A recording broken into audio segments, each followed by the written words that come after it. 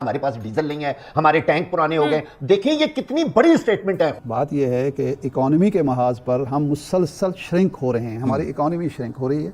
India की economy जो है वो बढ़ रही है।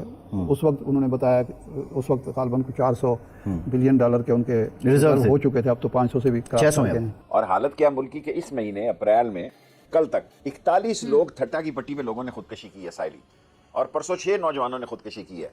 यहाँ जिस किस्म की लड़ाई में हम उलझ के रह गए हैं, जिस किस्म की इकोनॉमी हमने लोकल बना दी है, आम आदमी की जिंदगी में आपने क्या म्यारे जिंदगी बदलना है, उसकी जिंदगी में माशी आसूदगी को कैसे खत्म करना है। कि अगर हम माशी तौर पर ना संभले तो एक वक्त आएगा कि हमारे पास तेल खरीदने के पैसे नहीं होंगे, और तेल नहीं होगा तो आप कौन सी जंग लड़ेंगे और किस तरह से आपके, और फिर हमारे जो हथियार हैं। इससे तासुर तो ये पर मिल गया हमें कि आइंदा से जहां पर भी ताकतवर फरीक अगर रियासत के सामने खड़ा हो जाए तो वो रियासत को सरमेगू कर सकता है।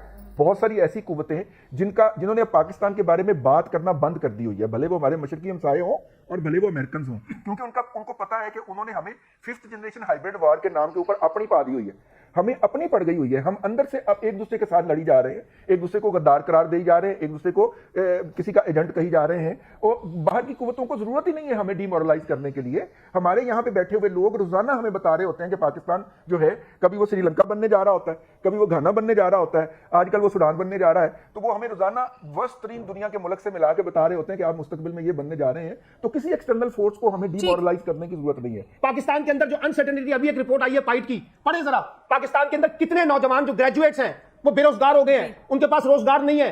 कितनी तेजी से लोग जो है पाकिस्तान छोड़ रहे हैं, उसके बारे में बात करें। इसलिए मेरा थीसिस बिल्कुल डिफरेंट है। भाई आपके पास क्या रोड मैप है अगले 10-15 साल का इंटरनल कॉन्टेक्स्ट का, जिसकी वजह से आप अपने हाउस आपको दुरुस्त समिट पे लेके चलेंगे? उसके ऊपर कोई प्लानिंग नहीं है, उसका कोई रोड मैप नहीं है। हमारे पास डीजल नहीं है, हमारे टैंक पुराने हो गए। देखिए ये कितनी बड़ी स्टेटमेंट है, खुदा का वास्ता इसको सोचें। या तो आप हामिद मीर या जो भी चाहे मैं ही हूं, आप उनको कटहरे में खड़ा करें, उन्हें कहें जी आप साबित करें, या उन्होंने मुसल्लह अफवाज के बारे में क्यों बात की, इसके लिए सिर्फ एक प्रेस रिलीज जारी कर देना ही काफी नहीं है। ये पाकिस्तान की मुसल्लह अफवाज और इस मुल्क की क्रेडिबिलिटी और इसकी हिफाजत और फहम में भी तो हो सकता है उन्होंने बात की हो माजद के साथ कि हमारे पास मईशत के हवाले से बात की हो कि हमारे पास तो टैंक्स का क्यों नहीं है। फिर फौज में मईशत में इतने बड़े लोगों के सामने मुआशी हवाले से आप अपने टैंक्स का और डीजल का यही जिक्र करेंगे कि हमारे को, और आप देखेंगे पूरे इंटरनेशनल लेवल पे ये बातें चली गई हैं। मैं अपने किसी जर्नलिस्ट के खिलाफ बात नहीं कर रहा, मेरा कहने का सिर्फ मतलब ये है कि अगर ये बात गलत है तो फिर इसको प्रॉपर्ली वो टैकल करें, और ताकि आइंदा कोई जर्नलिस्ट इस तरह बैठ के फौज के और मुल्क के बारे में बात ना करे, या फिर सिर्फ प्रेस रिलीज ना दे, उनसे पूछ जाए। और अगर इमरान खान साहब ये कह रहे हैं कि जी अगर मैंने मुंह खोला तो कश्मीर पर तो बहुत लंबी, तो भाई खोले ना मुंह इमरान खान, फिर चुप क्यों बैठे हैं? ये कौन सा तरीका होता है? अगर मैंने मुंह खोला, ये कमजोर और बुज़दिल लोगों की बात है। चलें अगर पब्लिक के सामने नहीं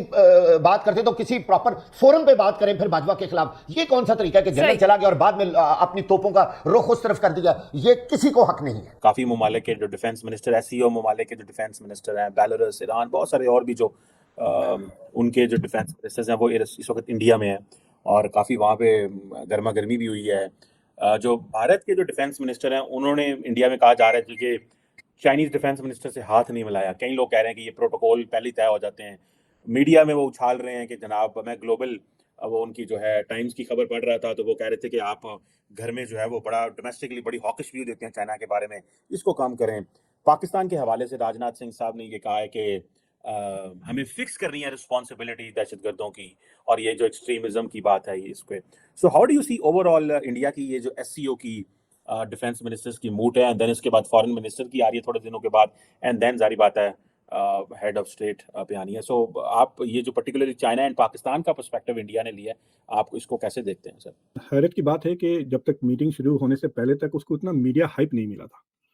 वो बिलावल भुट्टो ने जब बवाल उठा रखा है अबाउट एससीओ की मीटिंग में, उस वजह से काफ़ी oxygen consume basically foreign ministers की मीटिंग से हो रहा था। अगर आप पिछले हफ्ते अगर मीडिया वालों से भी पूछ लेते कि डिफेंस मिनिस्टर्स की मीटिंग कब है और कहाँ है, शायद they would have had to Google it.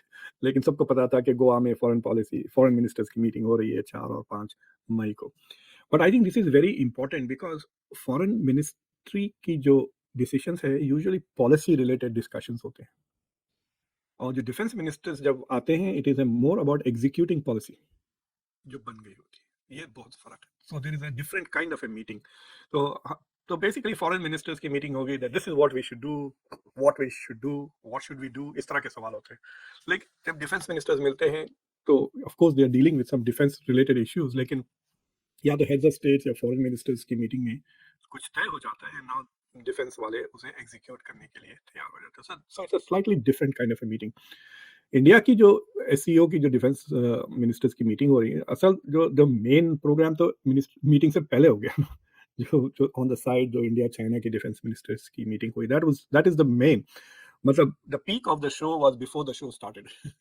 ये कह सकते हैं, that was the most important thing. तो पहले तो मैं ये कहना चाह रहा हूँ, दोनों मुल्कों के को मुबारकबाद देना चाहता हूँ, इंडिया और चाइना को, कि they allowed this meeting to happen. देखिए, आप पिछले 2 साल से या आप 2020 से जब से गलवान का एपिसोड हुआ है, जब से इंडिया की और चाइना की जो ताल्लुकात है, diplomatic relationships, they have been getting hotter and hotter. मतलब खासतौर से इंडिया की तरफ से काफ़ी रेटोरिकली काफ़ी hot statements, anti China statements आ रहे हैं। कोशिश की जा रही है कि चाइना के इकोनॉमी से कैसा डीलिंग किया जाए, फिर क्वाड को लेकर, फिर अमेरिका के साथ रेजोनेंस हो रहा है, इंटेलिजेंस शेयरिंग। फिर जब अब अरुणाचल का जो एपिसोड हुआ पिछले साल, उसमें तो पता चला कि there was far more greater US India cooperation against China than जो 2020 में हुआ था। तो यू कैन सी कि अगर ये 2 एपिसोड्स के ले लिए आप, चाइना के बॉर्डर क्रॉसिंग के ये इन्वेजन कह रहे हैं बाज़ लोग, जो बॉर्डर एपिसोड्स हुए दोनों में, जो सबसे बड़ा फ़र्क ये है कि जो सेकंड एपिसोड में यूनाइटेड स्टेट्स का more active pre-emptive intelligence sharing exercise थी, which prepared India to handle the Chinese incursion. तो ये आप बिल्कुल कह सकते हैं कि चाइना का जो बॉर्डर जो इंडिया को प्रोवोक कर रहा है, वो बॉर्डर पे उससे इंडिया अमेरिका के करीब आते जा रहा है। सो दैट, उसके बावजूद, इतनी हॉस्टिलिटीज के बावजूद, आप देखें कि these two defence ministers met. China के डिफेंस मिनिस्टर आए इंडिया, कोई सवाल ही नहीं उठा था, पता है आपको, कि आ रहे हैं या नहीं आ रहे हैं।